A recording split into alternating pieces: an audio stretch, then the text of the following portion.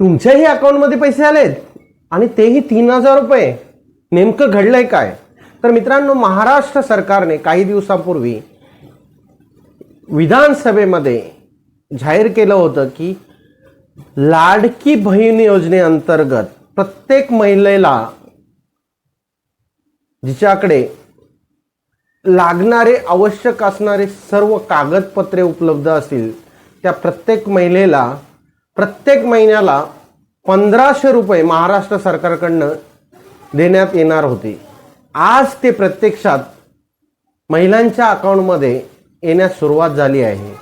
जुलै महिन्यामध्ये ज्या महिलांनी आपले सर्व कागदपत्रे सरकारकडे ऑनलाईन पद्धतीने ऑफलाईन पद्धतीने जमा केली होती आणि त्यांना सरकारकडनं एक मेसेज आला होता आणि त्याच्यामध्ये तुमचं डॉक्युमेंट्स हे पास झालेले आहे, अप्रूव्ह झालेलं आहे, तर तुम्हाला ते ऑगस्ट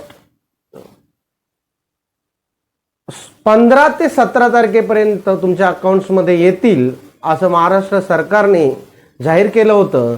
आणि त्याप्रमाणे आज 14 तारखेला याची बँक खात्यामध्ये पैसे टाकण्यास सुरुवात झालेली आहे. प्रत्येक महिलेला 3,000 रुपये येण्यास सुरुवात झालेली आहे.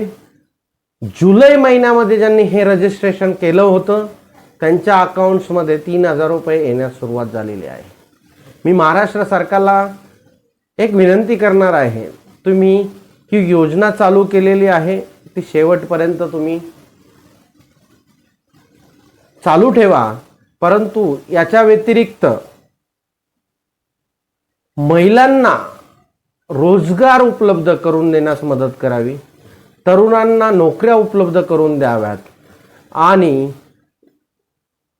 महिलांना स्वतःच्या पायावरती उभं होण्यासाठी रोजगार जर उपलब्ध झाला तर मला वाटतं ही एक चांगली सुरुवात ही महाराष्ट्रातून होईल. सर्व बहिणींना ज्या बहिणींना 3,000 रुपये आले आहे त्यांना रक्षाबंधनाच्या हार्दिक शुभेच्छा. आणि माझा हा व्हिडिओ बघणाऱ्या सर्व बहिणींना माझ्याकडून रक्षाबंधनाच्या हार्दिक शुभेच्छा.